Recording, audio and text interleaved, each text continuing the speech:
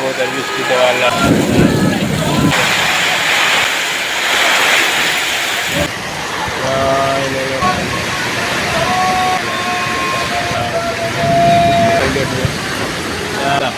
লা ইলাহা ইল্লাল্লাহ মুহাম্মাদুর রাসূলুল্লাহ লা ইলাহা মুহাম্মাদুর রাসূলুল্লাহ লা ইলাহা ইল্লাল্লাহ মুহাম্মাদুর রাসূলুল্লাহ লা মুহাম্মাদুর রাসূলুল্লাহ।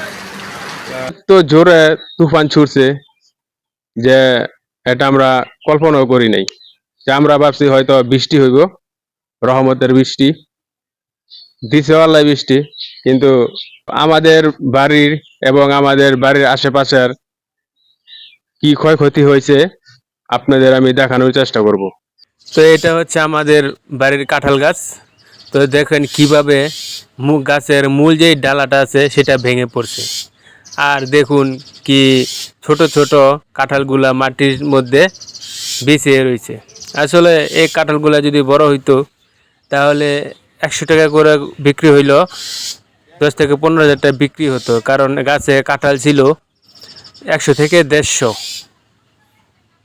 তো আমি আরেকটা বাড়ি যাব এখন, এই যে লাইভ আছে আমার সাথে, তো ওকে নিয়ে আমি আরেকটা বাড়িতে যাব আমার বাড়ির পাশেই, সেখানে আপনাদের দেখাবো যে কি ক্ষয়ক্ষতি হয়েছে। তো এই যে জ্বরটা কালবৈশাখী জ্বর, সেই জ্বরটা মূলত আম গাছ আর কাঁঠাল গাছের উপর দিয়ে বেশি গেছে। তো এখানেও একটা কাঁঠাল গাছ ভেঙে পড়ছে। তো এখানেও অনেক কাঁঠাল আছে গাছে, কিছুদিন পরে হয়তো পেকে যেত, কিন্তু এখন তো এই কাঁঠাল আর খাওয়া যাবে না। দেখুন কিভাবে ডালটা ভেঙেছে, গাছে কিন্তু অসংখ্য কাঁঠাল।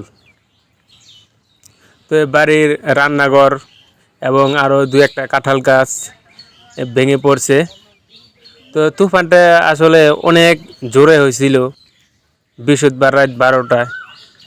দেখুন ছোট বড় অনেক মানুষ আম কুড়িয়ে আনছে, কারণ আম গাছ অনেক ভেঙেছে আর আমও অনেক পড়েছে। তো এই আম গাছ কাঁঠাল গাছ দেখেন, এই 2টা গাছই বেশিরভাগ ভেঙেছে।